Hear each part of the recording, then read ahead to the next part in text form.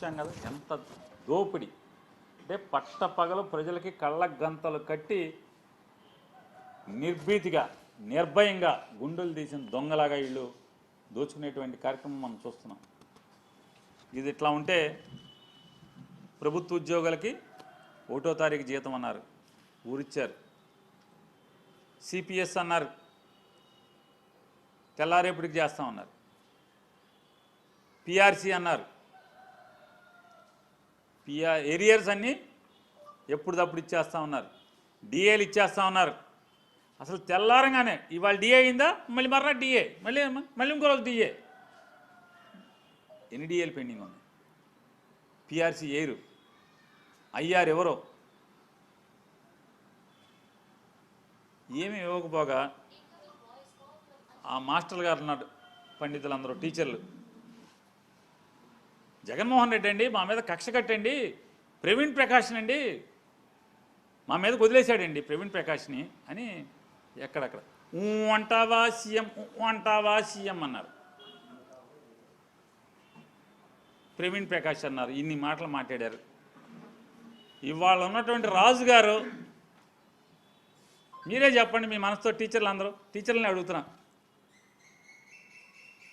ఎన్ని వేల మంది ప్రవీణ్ ప్రకాష్లు అయితే ఈ రాజుగారు అవుతాడు? మీరు చెప్పండి. చంద్రబాబు నాయుడు గారు మరి మీ మీద ముసలి కన్నీరు కార్చాడు కదా, కపట ప్రేమ చూపించాడు కదా, జగన్మోహన్ రెడ్డి గారి మీద విషపు మాటలు మీ మెదడులో ఎక్కించాడు కదా ఉద్యోగ సంఘాలకి, టీచర్లకి. ఇవాళ మరి రాజుగారిని మీ మీదకు వదిలేసింది ఎవరు? టీచర్లను అడుగుతున్నాను నేను. ఈ రాజుగారిని వదిలేసింది మీ మీదకు వదిలేసింది ఎవరు?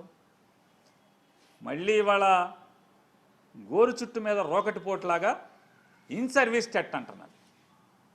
ఇన్ సర్వీస్ టెట్ అంట.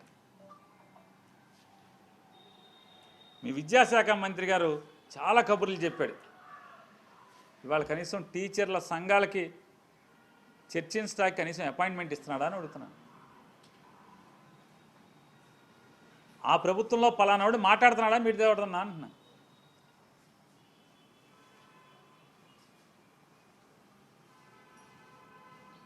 ఒకటో తారీఖు జీతం ఎంతమందికి పడుతుంది? ఎంతమందికి పడుతుందండి 1వ తారీఖు? అడ్డగోలుగా పోలీసు వ్యవస్థని వైఎస్ఆర్ కాంగ్రెస్ పార్టీ మీద, వాళ్ళకి ఎదురు చెప్పిన వాళ్ళ మీద వాడుకోవాలి కాబట్టి 1వ తారీఖున పోలీసు వాళ్ళకి మాత్రమే జీతాలు వేస్తున్నారు. 1వ తారీఖున జీతం పోలీసు వాళ్ళకి తప్పితే మిగతా ఎవరికి